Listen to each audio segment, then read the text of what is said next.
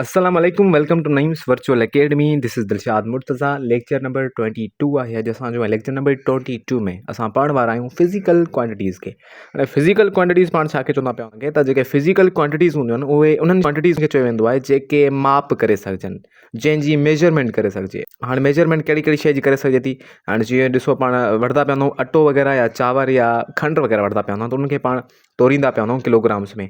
त उन्हनि जो असल में तोरींदा छा उन्हनि जो वज़न ॾिसंदा पिया हूंदा त वज़न केतिरो आहे उनजो, यानी कि पाण हिकिड़ो ख़ासि वज़न सिलेक्ट कराए वठंदा पिया हूंदा आहियूं जेको 1 kg थी सघे थो, 2 kg थी सघे थो, 10 kg थी सघे थो पियो। सो जेको वज़न तोरियूं था पिया इहा जेको मास आहे वज़न इहा हिकिड़ी फिज़िकल क्वांटिटी आहे। या वरी पाण जॾहिं कपिड़ा ख़रीद कंदा पिया हूंदा आहियूं त उते असांखे कपिड़े जी लेंथ घुरिबल हूंदी आहे त बाबा तव्हां कपिड़ा पायो था उते तव्हांखे लेंथ केतिरी खपे त उहा असांखे लेंथ मेजर करे ॾींदा आहिनि मीटर। इट मीन्स की उहा जेका लेंथ आहे उहा बि हिकु फिज़िकल क्वांटिटी आहे। अच्छा, उनखां बाद अगरि पाण खे बुखार ईंदो पियो हूंदो आहे त असांजे जिस्म में जेको टेम्परेचर आहे, जेका गर्मी पद आहे, उनखे मापण जे लाइ बि असां जेको आहे सो इंस्ट्रूमेंट यूज़ कंदा आहियूं, यानी कि उनखे बि पाण मेजर करे सघंदा पिया हूंदा आहियूं। या सिंपली टाइम वक़्त खे बि पाण मेजर करे सघंदा पिया हूंदा आहियूं। सो इहे सभई शयूं जंहिंखे मेजर करे सघिजे थो पियो उन्हनि सभिनी शयुनि खे पाण चवंदा पिया आहियूं फिज़िकल क्वांटिटीज़। हाणे हिन फिज़िकल क्वांटिटी के डेफिनेशन में पाण हिन तरह सां बयानु कंदासीं त all the measurable quantities are called physical quantities. जेके बि सभई मेजरेबल क्वांटिटीज़ आहिनि उनखे पाण फिज़िकल क्वांटिटीज़ चवंदा पिया आहियूं। ऑल द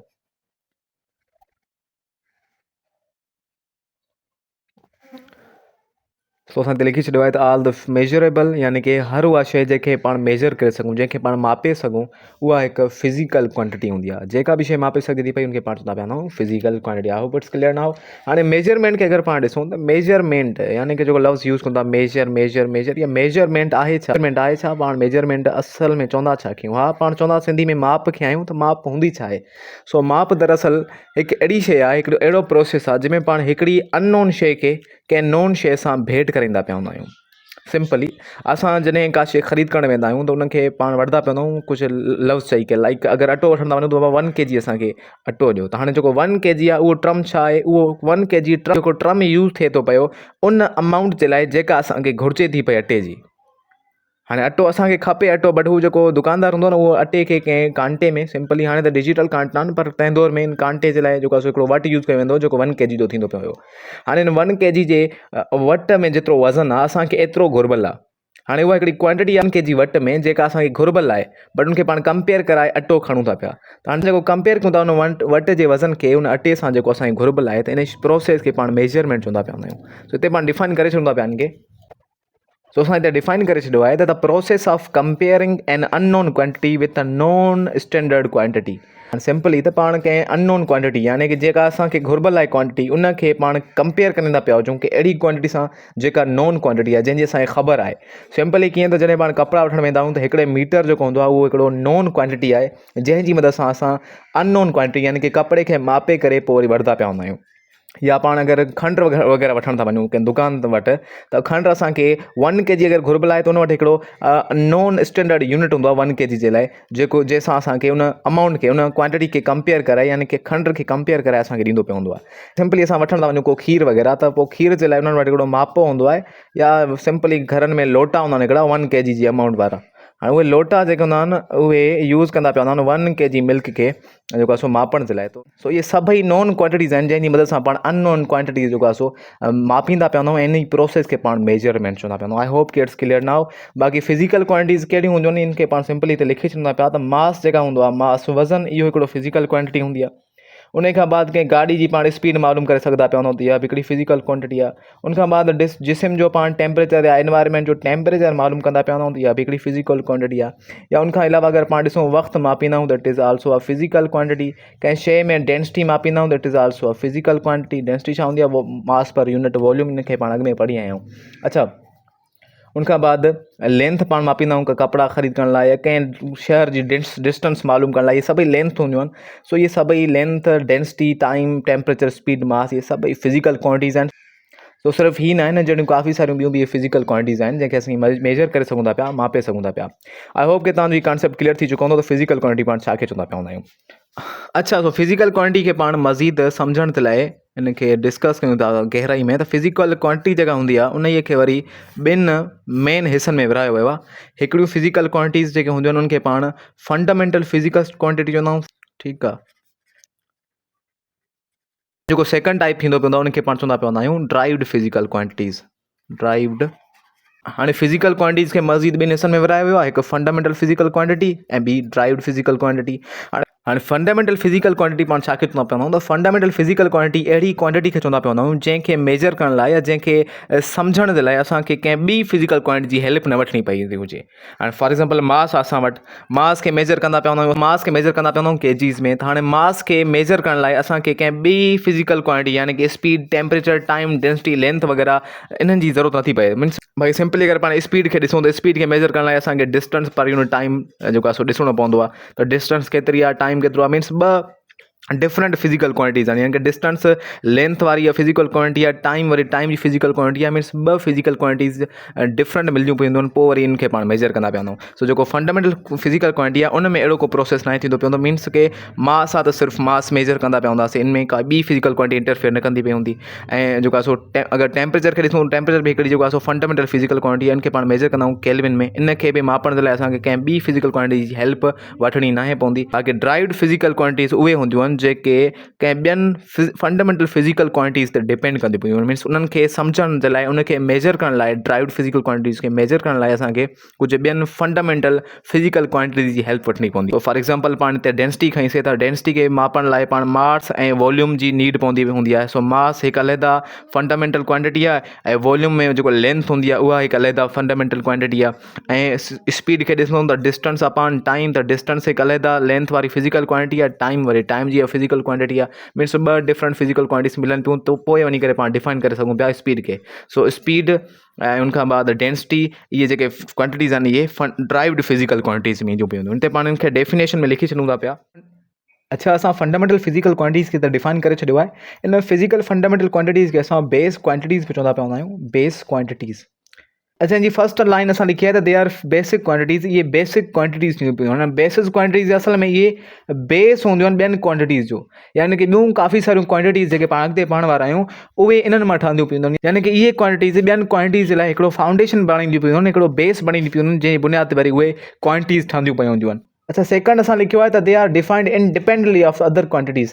ये फंडामेंटल क्वांटिटीज़ इंडिपेंडेंट हूंदियूं आहिनि ॿियनि क्वांटिटीज़ जे, यानी कि फंडामेंटल फिज़िकल क्वांटिटीज़ पाण अहिड़नि फिज़िकल क्वांटिटीज़ खे चवंदा पवंदा आहियूं जंहिंखे डिफाइन करण लाइ कंहिं ॿी फिज़िकल क्वांटिटी जी जेको आहे सो नीड न पवंदी पई हूंदी आहे। अच्छा, अगरि पाण टोटल फंडामेंटल फिज़िकल क्वांटिटीज़ खे ॾिसूं त उहे टोटल 7 फंडामेंटल फिज़िकल क्वांटिटीज़ हूंदियूं आहिनि। सभ खां पहिरां अगरि पाण डिफाइन कयूं था पिया, सभ खां पहिरां जेका शइ डिफाइन कयूं था उहा आहे मास। त अच्छा, मास बि हिकिड़ी फंडामेंटल फिज़िकल क्वांटिटी हूंदी आहे। सो मास खे बि मेजर करण लाइ असांखे कंहिं ॿी क्वांटिटी या इनखे डिफाइन करण लाइ कंहिं ॿी क्वांटिटी जेको आहे सो नीड न पवंदी पई हूंदी आहे, जंहिंजे करे पाण खे फंडामेंटल फिज़िकल क्वांटिटी या बेस क्वांटिटी चवंदा पवंदा आहियूं। उनखां बाद लेंथ जेका हूंदी आहे उन खे बि पाण फंडामेंटल फिज़िकल क्वांटिटी चवंदा आहियूं। उनखां बाद टाइम बि हिकु फंडामेंटल फिज़िकल क्वांटिटी आहे। उनखां बाद पाण ॾिसूं करंट, इलेक्ट्रिसिटी जेका हूंदी आहे, यानी कि इलेक्ट्रिक करंट पाण सिंपली चऊं इलेक्ट्रिक करंट जेको न बिजली खे पाण इलेक्ट्रिक करंट चवंदा पिया आहियूं। ऐं इन खे पाण मेजर करे सघंदा पिया आहियूं। ऐं इन खे मेजर करण लाइ असांखे कंहिं ॿी फिज़िकल क्वांटिटी जी नीड न पवंदी आहे, तंहिं करे इनखे पाण फंडामेंटल फिज़िकल क्वांटिटी चवंदा पिया आहियूं। ऐं उनखां बाद पाण ॾिसूं त टेम्परेचर जेको हूंदो आहे, कंहिं बि बॉडी जो टेम्परेचर या एनवायरनमेंट जो टेम्परेचर, इहो टेम्परेचर बि हिकु फंडामेंटल फिज़िकल क्वांटिटी हूंदी आहे। इनखे बि पाण मेजर करण लाइ कंहिं ॿिए यूनिट जी हेल्प न वठंदा पिया आहियूं, कंहिं ॿिए जेको आहे सो फिज़िकल क्वांटिटी जी हेल्प न वठंदा पिया आहियूं। ऐं बाद ईंदो आहे अमाउंट ऑफ सबस्टेंस। हाणे अमाउंट ऑफ सबस्टेंस बि हिकु फंडामेंटल फिज़िकल क्वांटिटी हूंदी आहे। हाणे अमाउंट ऑफ सबस्टेंस पाण चवंदा छा कयूं त पाण मैटर वारे टॉपिक में पढ़ी आयासीं त जेको मैटर हूंदो आहे उहो ठहियलु हूंदो आहे आयन्स जो या मॉलिक्यूल्स या एटम्स जो ठहियलु हूंदो आहे, या जेके पार्टिकल्स हूंदा आहिनि इन सभिनी जो ठहियलु हूंदो आहे जेको आहे सो मैटर। हाणे इन मैटर में इहे नंबर ऑफ पार्टिकल्स यानी कि आयन्स, मॉलिक्यूल्स या एटम्स केतिरा आहिनि, इन ई शइ खे पाण मेजर करे सघूं था पिया। ऐं इन ई शइ खे पाण चवंदा पिया आहियूं अमाउंट ऑफ सबस्टेंस।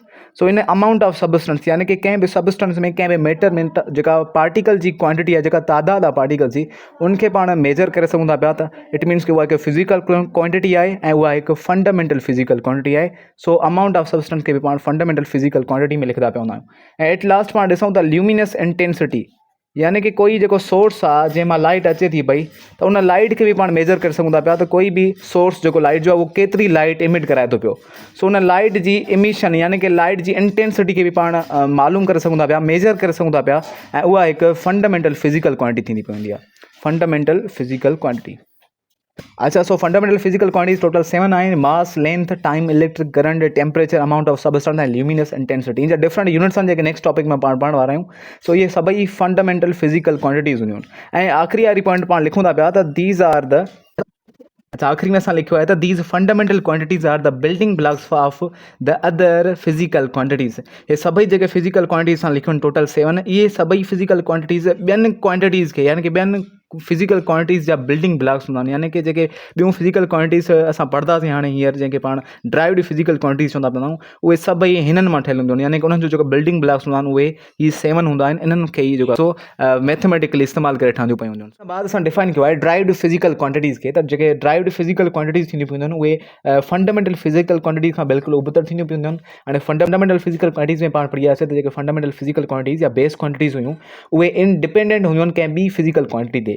यानी कि उनखे डिफाइन करण लाइ असांखे कंहिं ॿी फिजिकल क्वांटिटी जी नीड न पवंदी आहे। पर जेके ड्राइव्ड फिजिकल क्वांटिटीज़ हूंदियूं आहिनि इहे जेके हूंदियूं आहिनि डिपेंडेंट हूंदियूं आहिनि कंहिं ॿी क्वांटिटीज़ जी। यानी कि इन्हनि खे सम्झण लाइ, इन्हनि खे मेजर करण लाइ असांखे कुझु ॿियनि फिजिकल क्वांटिटीज़ ते डिपेंड थियणो पवंदो आहे, उन्हनि मां हेल्प वठणी पवंदी आहे, उन्हनि खे मैथमेटिकली यूज़ करणो पवंदो आहे, पोइ वञी करे पाण ड्राइव्ड फिजिकल क्वांटिटीज़ खे डिफाइन करे सघंदा पिया आहियूं या मेजर करे सघंदा पिया आहियूं। हाणे त डेफिनेशन में असां लिखी छॾियो आहे त फिजिकल क्वांटिटीज़ विच depend on 2 are more fundamental quantities.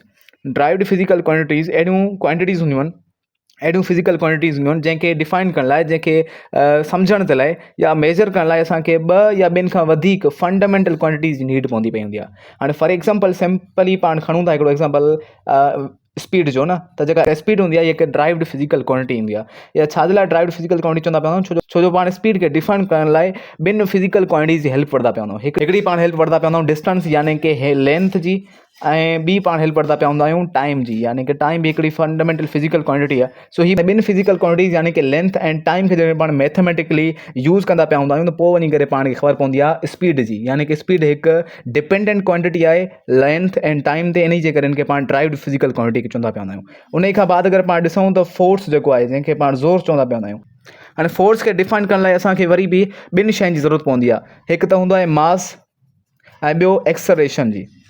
हाणे एक्सलरेशन ख़ुदि हिकु ड्राइव्ड फिजिकल क्वांटिटी आहे। मास पाण जेको आहे सो पढ़ियो आहे हिकिड़ो फंडामेंटल फिजिकल क्वांटिटी हूंदी आहे। हाणे फोर्स खे डिफाइन करण लाइ असांखे मास यानी कि हिकु फंडामेंटल फिजिकल क्वांटिटी ज़रूरत पवंदी आहे, ऐं ॿियो हूंदो आहे एक्सलरेशन। हाणे इहा ख़ुदि हिकु ड्राइव्ड फिजिकल क्वांटिटी आहे। यानी कि ड्राइव्ड फिजिकल क्वांटिटीज़ खे पाण एक्सप्रेस करण लाइ ॿियनि फंडामेंटल क्वांटिटीज़ या ॿियनि वरी ड्राइव्ड फिजिकल क्वांटिटीज़ खे पाण जेको आहे सो यूज़ कंदा पिया हूंदा आहियूं, उनखे सम्झण जे लाइ, उनखे मेजर करण लाइ। सो हिते बि मास हिकु फंडामेंटल क्वांटिटी आहे ऐं एक्सलरेशन हिकु ॿी ड्राइव्ड फिजिकल क्वांटिटी आहे। हाणे एक्सलरेशन छा आहे, इहा हूंदी आहे मीटर पर सेकंड स्क्वायर। यानी कि लेंथ इन में यूज़ थींदी पई हूंदी आहे प्लस में टाइम यूज़ थींदो पवंदो आहे। हाणे इहे ॿई फंडामेंटल फिजिकल क्वांटिटीज़, जंहिंखां बाद वरी एक्सलरेशन ठहे थी, वरी एक्सलरेशन वरी मास सां मैथमेटिकल रिलेशन ठाहे करे फोर्स खे डिफाइन करे थी। फोर्स जो सिंपल फार्मूला हूंदो आहे F=ma।